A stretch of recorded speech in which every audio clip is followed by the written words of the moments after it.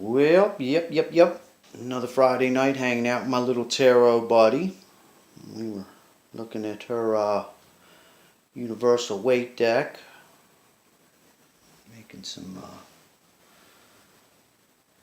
doing her thing there. She really loves tarot. She's only 2. But, boy, she's really drawn to it. But anyway, I was at, went over to one of the local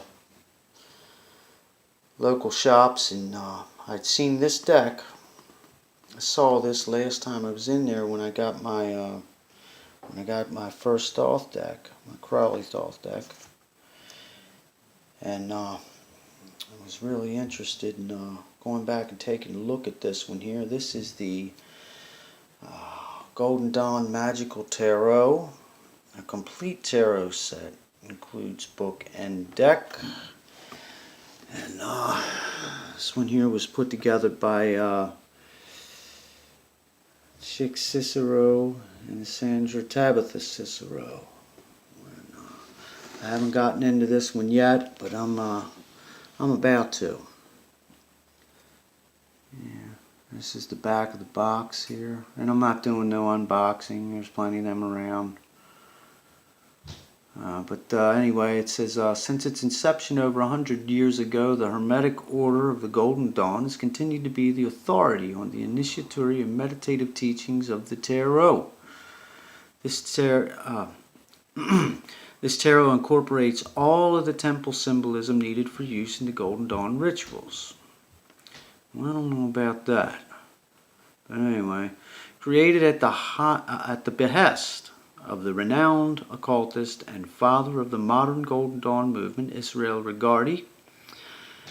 This stunning deck masterfully blends traditional tarot imagery with descriptions from the Golden Dawn initiation ceremonies. This is the first tarot deck to incorporate the symbolism necessary for use in rituals. Written and created by internationally known adepts Chick Cicero and Sandra Tabitha Cicero, this is ideal for the beginning student, but equally appealing to the expert tarot readers.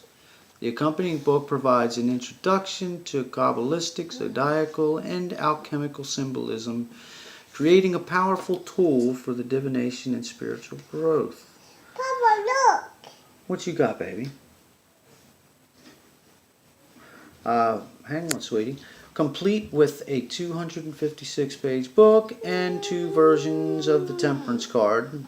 That's why there's 79 cards rather than 78. Okay, as required in Golden Dawn rituals. Well, I didn't know that. You learn something new every day. This is the best tarot available for students of the Golden Dawn and the Western magical tradition. So yeah, I'm kind of jazzed about getting into this one. What do you got? Oh, is it you again? Yeah. Let me see. What is that? The High Priestess. I don't know, buddy. We're down here looking at our tarot cards. It's Tarot Friday. Anyway, so I've been really getting in. I think right now, my main point of my main deck has been the Crowley Thoth deck. It's really opened up a lot of avenues for me in this endeavor, and it's been really exciting. So what I did is I got another Thoth deck, Crowley deck, another large one, and that's because I want to keep one nice and clean and pristine for my studies. You know, I like to do that. I'm a little uptight about that. And at the same time, I want to also have one that, you know, I'm not afraid to shuffle and get fingerprints on. And, you know, if it gets a little, edges get a little frayed up, it'll be okay. Because I've been looking at the OOTK in Crowley's Thoth style rather than just the, Paul Foster cases out of the Oracle. So it's been pretty exciting, and I've been looking at a lot of Paul Hughes Barlow and his technique for the card counting. Really digging that. That's pretty awesome. And also, yeah, the reading the backs of the cards with the depending on when you lay out the 4 piles, uh, you know which ones which ones are leaner and which ones are thicker. That's been pretty awesome. So I want to get into that, and but I want to keep one of the decks pristine for my studies. You know, I like to keep them nice and neat. Let's see. So what else has been going on? Yep, we've been getting into how the small cards, 2 through 10, fall into the deckings of each zodiacal sign. And again, I saw that in Paul Foster Case's Oracle. They used the Nap Hall deck in that one, and I've been having a hard time finding one of those. And the last one I think I saw was nearly $3,000 on eBay. So that's not happening right now. But anyway, so we've been getting into that, with the deckings, and rather than just the, rather than just Aries as the Emperor, and so on and so on. So it's getting a little bit deeper in there for me, and starting to get a little better understanding of how this is going together. And the more information, the more you have to work with. If you are going to read for anybody, that's obviously going to help. It's not like looking at one of these. You can make anything up when you get these together. And I'm not against the RWS. I love it. I think A.E. Waite was a genius, and Pamela Colden Smith did a good job. Now let's face it, A.E. Waite, what did he translated? Eliphas Levi's what is that? Dogma and Ritual. From French. Which one was that? Whichever it was, I started reading it and it went on and on forever. I'm gonna have to revisit that at some point. But yeah, so I'm really excited about this. Let's see real quick. I'm boring the hell out of everybody running my mouth. But yeah, here's the Golden Dawn Magical Tarot deck. It's still in cellophane. I'm gonna crack this open when I get through here with this. So I'm going to see what those are about. That's one, and then beautiful, love it. So and then this book is it's pretty cool. So far, 256 page book. Probably a lot of stuff in here that I don't know yet, I'd imagine. Looking forward to that. So that's a nice little haul. And I'm also interested in the similarities. Being that the guys that created these decks, they're and that they all come from the Golden Dawn at some point. A. Waite, Paul Foster Case, Crowley. He goes on and on. So it's pretty cool. So I like to look at the similarities. I'm still working on the switch here. I forget what they call it. They call it something when we're switching from the star being Ceti to the Emperor. I'm still looking into that and how that works with the loop, and starting to get a little bit of it, but trying to figure that out. And I'm curious to see what this book's going to say, if it touches on that.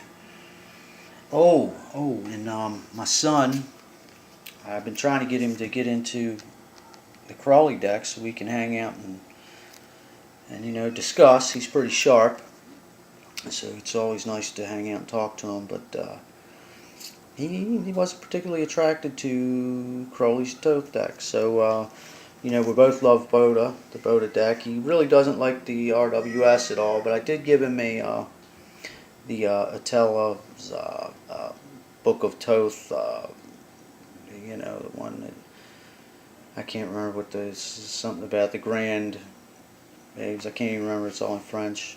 But I did give him that one, and he's been enjoying that deck. That's another Lo Scarabeo deck.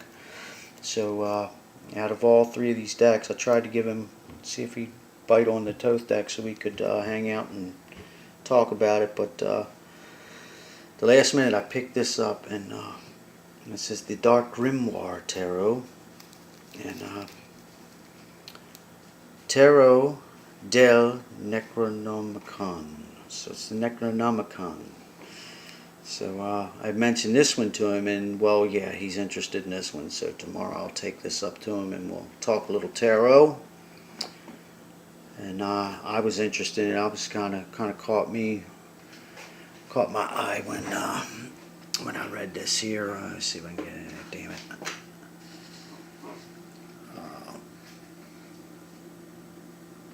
Yeah, a deck of 78 cards to communicate with our own dark side. Images that allow us to look into the darkest corner of our souls, where we can seek a new light.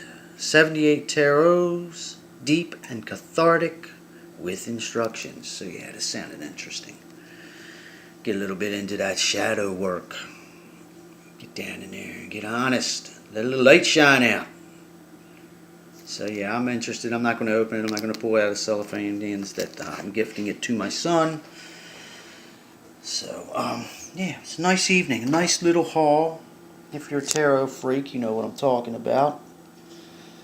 But yeah, right now the Crowley's Toth deck has been my mainstay, and now I'm just trying to put some of the other pieces together with all the Golden Dawn systems to see where they meet and where they depart at, you know. And there's some obvious ones, you know,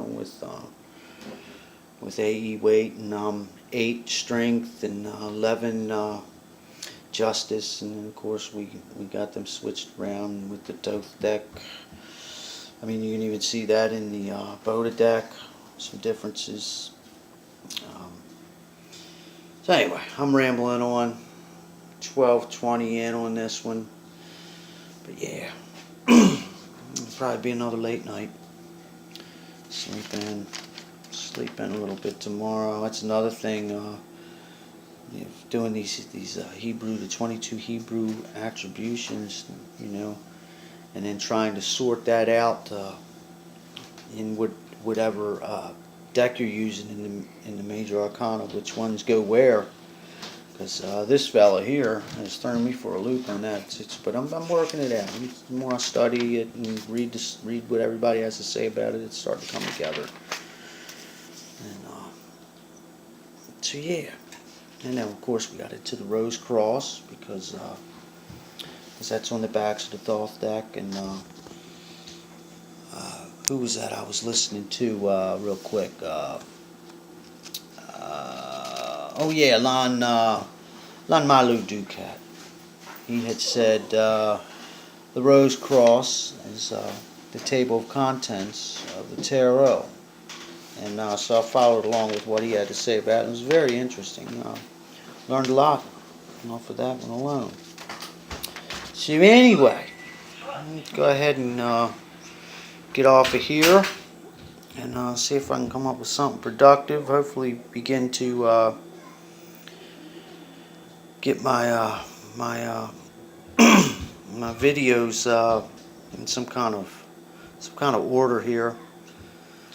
Get some kind of program going here instead of hodgepodge, all kinds of different stuff all the time. I like to get a little more disciplined flow happening with everything. But yeah.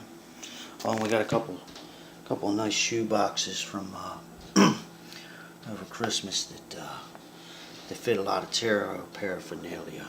Yeah, look at this. This is another one I like. I like this one. The steampunk, the Victorian steampunk tarot. I like the insects. That's pretty cool. And this one here. This came with the Radiant Rider-Waite. I kind of could take this one or leave it. So I don't want to be. I'm not trying to offend anybody, but it's a little too chicky. You know, it's a little too chicky for me. But you know, there's some cool stuff in it. So yeah, that's it. And another thing I'm thinking about doing is taking the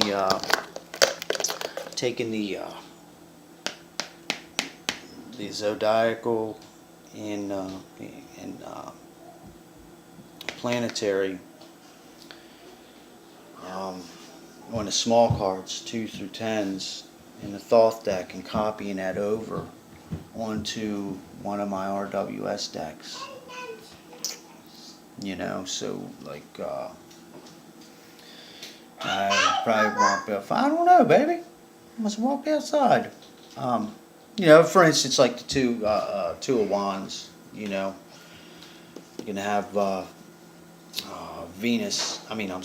Mars in Aries. You know, and get that symbology, get those correspondences put on the small cards to help me out when I'm doing the RWS. So I haven't marked up any of the cards yet. I've never tried that. And, this universal weight deck has the card stock is thinner. It's not as beefy as the Radiant. Like this deck here. This is like my main workhorse for a couple years. I don't think I even had another tarot deck. This was it. But the card stock on this one, the Radiant Rider Waite, was a lot more beefy. Oh look, my LWB falling apart. So I've carried this one around with me all over the place. But anyway, I hope y'all are having a great ending to 2018, and I hope y'all have a happy New Year. What you doing, sweetie? Not fine. I'm not bad. All right. Well, good night. Good night. Good night, Maya. Good night. All right. Well, I hope y'all have a blessed, happy New Year. Happy 2019. You are